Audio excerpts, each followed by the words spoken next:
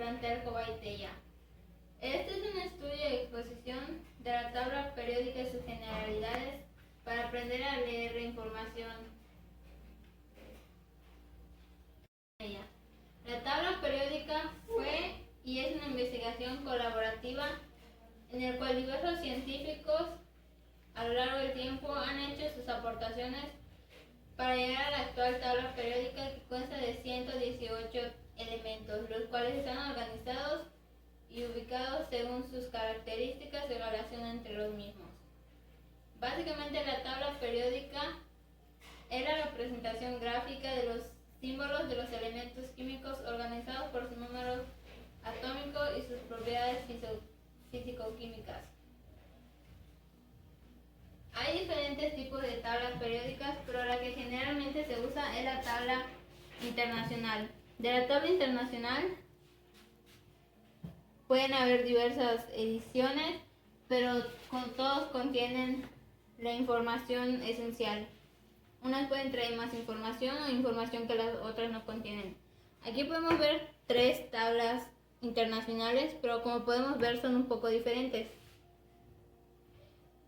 Ahora procederé a explicar la información visual que contiene y así podremos leer la información. Básicamente explicaré de qué consta cada dato de la tabla periódica. La tabla periódica consta de 118 celdas. Si nos vamos a contar todas esas, sumarían 118, que son los elementos. Ahora, una celda de un elemento vendría siendo este. Y los elementos principales que contienen son el número atómico, el símbolo del elemento químico y la masa atómica promedio. Te puede traer información diferente como el número de oxidación en las últimas capas de valencia. Como aquí podemos ver que traen el número de oxidación y las capas de valencia. Al igual que aquí, trae el número de oxidación. Traen diferentes, pero todos traen lo esencial. Ahora explicaré de qué consta cada celda. Como ya dije, contienen estos 3 principales. Ahora, el número atómico, el número de protones en el núcleo y permite identificar el tipo del elemento. Y este se representa con la letra Z. El símbolo del elemento químico está asociado a un nombre que permite identificarlo y diferenciarlo de los demás elementos. Prácticamente el símbolo es una abreviación del elemento. Como aquí podemos ver que esta es la representación de este, y acá dice hidrógeno y el símbolo es una H, es una abreviación. Ahora, la masa atómica promedio representa el valor medio que considera la contribución por abundancia de los isótopos de un elemento. Cuando se redondea, genera un nuevo parámetro denominado número másico. Los isótopos son átomos del mismo elemento que tienen en el núcleo el mismo número de protones, pero difieren en el número de neutrones y se encuentran en diferentes proporciones de la naturaleza. Los átomos de cualquier elemento pueden ser representados de la siguiente forma. Como ya se ha mencionado, de la masa atómica promedio, al redondearla se genera el número másico. El número másico es un parámetro que representa la suma de protones y neutrones en el núcleo de un átomo de un elemento. El número másico se representa con la letra A. Para calcular el número másico simplemente corresponde al redondeo de la masa atómica promedio en números enteros. Y para calcular la masa atómica promedio debemos hacer uso de esta fórmula. Para calcular la masa atómica promedio debemos hacer uso de esta fórmula. Se suman los productos de la referencia por la masa atómica del isótopo. La información de la frecuencia se puede encontrar en una tabla ya elaborada, tal cual o como porcentaje. Cuando la encontramos en porcentaje es necesario convertirla en frecuencia y para eso usamos esta fórmula. Aquí podemos ver un ejemplo usando la fórmula. El porcentaje de la abundancia química. Estas se multiplican y dan un resultado. Luego se suman los tres resultados y la masa atómica promedio sería esta. Y así es como se saca de cada elemento. Para interpretar mejor los elementos de la tabla periódica, clasificamos los elementos químicos bajo los siguientes tres criterios. El primero, características fisicoquímicas, la segunda, de división por grupos, y la tercera, de división por bloques. El primer criterio de características fisicoquímicas sirve para identificar los elementos como un metal representado por la letra M, un metal representado por la letra Y y un metaloide representado por las letras M y Y. Aquí podemos ver los metales. Aquí está mejor. De aquí hasta por aquí son metales.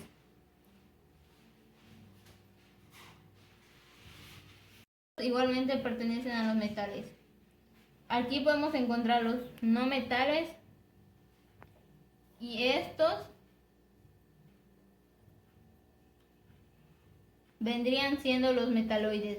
Entonces, los metales se representan con la letra M, los no metales con la letra Y y los metaloides con la letra M y Y.